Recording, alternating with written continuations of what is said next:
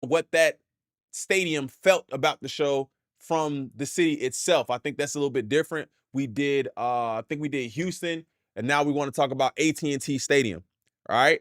So we're gonna talk about AT&T Stadium and what they thought about it. If I can close out of this, there we go. All right, so Kendrick Lamar and SZA's Grand National Tour concert at AT&T Stadium. 5 things. So this might be something that y'all could look forward to if you are going to the show and you want to know what to expect. Like before, I told you guys, SZA is doing her like her pop-up before the show, and she's actually been going there, meeting and talking to people. And taking pictures. So if maybe y'all didn't know that, maybe y'all want to show up a little bit early, y'all can get there, y'all can talk about it. All right. It was hard. Shout out to C. Dixon. So rapper Kendrick Lamar and SZA, and singer-songwriter SZA entertained thousands at AT&T Stadium on Saturday night, April 26th. The duo started their Grand National Tour this month following the release of Lamar's 6th album, GNX. The concert in Arlington featured new songs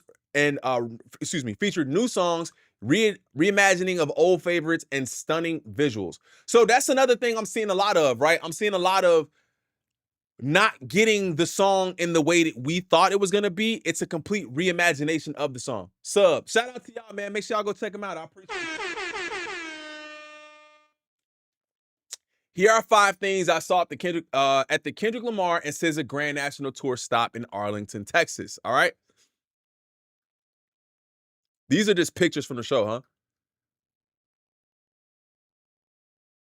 The greatest all time. Thanks, Kendrick, for an unforgettable concert night. The GOAT, SZA, really did her thing as well. Dallas really brought that energy tonight. So I don't want to show all of the videos because I feel like I want to say something for y'all. I like showing y'all some stuff, but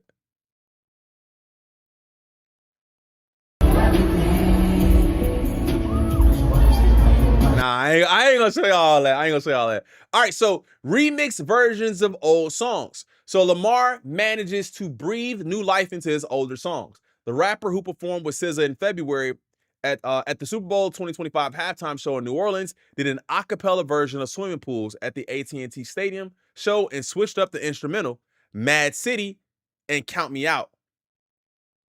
So he switched up the instrumentals. So here's another thing I'm thinking too, right?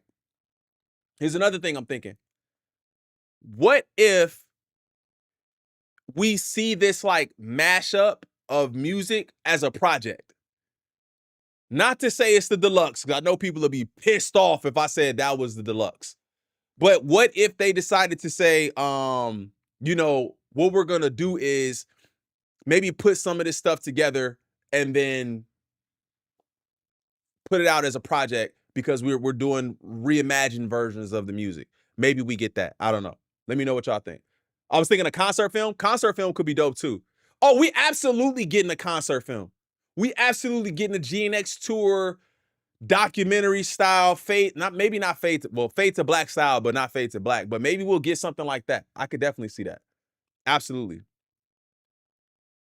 SZA with lots of praying mantis motifs. If you've been on the internet long enough and are at least minutely aware of SZA, you know that SZA likes bugs.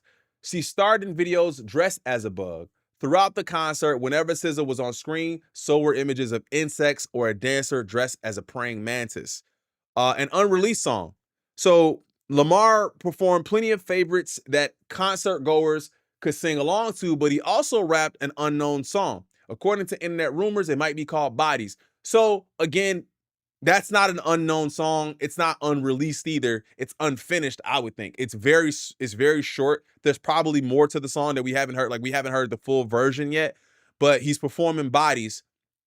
So he's performing Bodies as well. Flying SZA, which we saw. The visuals and real effects during the concert went above and beyond, and SZA went the extra mile. During her last solo song, SZA was flown in the air in a harness with butterfly wings attached to her, which I did show y'all a little bit earlier. Not like us. Lamar has called himself the biggest hater, therefore his concert would not be complete. Wait, look how they said this. Look how they said this. Ryan Coogler said there's a center soundtrack coming too. I still haven't seen that movie. I want to see that. I've seen some people say they didn't like it, but I got to check it out. Lamar has called himself the biggest hater. Therefore, his concert would not be complete without allusion to the Drake fight. The Drake fight. Beef?